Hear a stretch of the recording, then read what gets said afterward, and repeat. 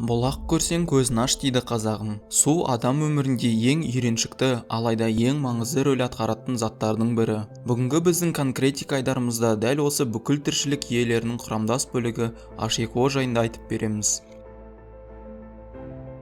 ЮНЕСКО-ның зерттеуі бойынша ең таза су Финляндияда. Зерттеу кезінде 122 елдің табиғи су қорлары тексерілген болатын. Алайда осыған қарамастан жер шары бойынша 1 миллиардқа жуық адам таза, қауіпсіз суды қолдануға мүмкіндіктері жоқ. Қалай ойлайсыздар? Мұз суық судан тез пайда болады ма, жоқ әлде ыстық судан ба? Әрине, егер логикаға салып ойлансақ, суық судан. Алайда тәжірибе жүргізіп көрсек, мұз ыстық судан жылдамырақ пайда болады екенін түсінеміз. Су тіршіліктің көзі деп бекер айтпаймыз.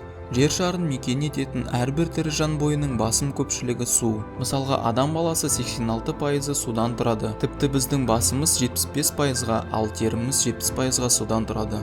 Суға деген мұқтаждық оттектен кейін екінші орында тұр. Сусыз адам небәрі 5-6 күн өмір сүре алады. Адам өз салмағынан 2% су жоғалтқан кезде шөлдей бастайды. Егер бұл көрсеткіш 12%-ға жетсе, науқас дәрігердің көмегінсіз қайта қалпына келе алмайды. 20%-ға жеткенде адам мерт болады. Жер шарының 70%-ын су басып жатыр, алайда оның тек 3%-ы ішуге жарамды. Соның ішінде біз тек 1%-ын ғана қолдана аламыз. Қалған 2%-ы мұздықтарда жатыр.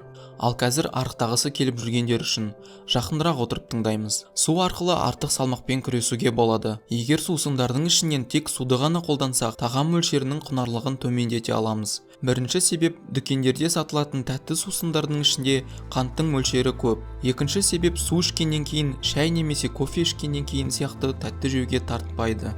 Осының алдында суға деген мұқтаждық оттектен кейін екінші орында тұр деп айтып өткен болатынбыз. Орташа есеппен алғанда, адам баласы өмір бойы 35 тонна су ішеді екен.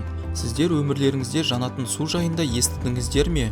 Әзірбайжан республикасында құрамында жоғары метаны бар су шығады. Егер оның жанына сіріңкені жақындатса, ол оңай жанады. Судың электр тоғын жақсы өткізетіні барлығымызға мәлім. Алайда бұл жалған. Себебі электр тоғын су молекулалары емес, оның ішіндегі тұздар, әртүрлі қоспалар өткізеді. Тазартылған су диэлектрик болып есептеледі. Бұндай су электр тоғын өткізбейді. Басқа аспан денелерін зерттейтін ғалымдар ең алдымен сол планетада судың бар немесе жоқтығын іздейді. Неге екенін біз айтып өттік. Су тіршілік көзі. Егер бұл шығарылым сізге ұнаса, лайк басып каналға жазылуыңызды сұраймын. Қиын болмаса достарымызға да осы канал жайында айтуды ұмытпаймыз. Ал қазірше сізге біздің Жапония жайында және адам қолы жеткен технологиялар шығарылымын қарауға кеңес береміз.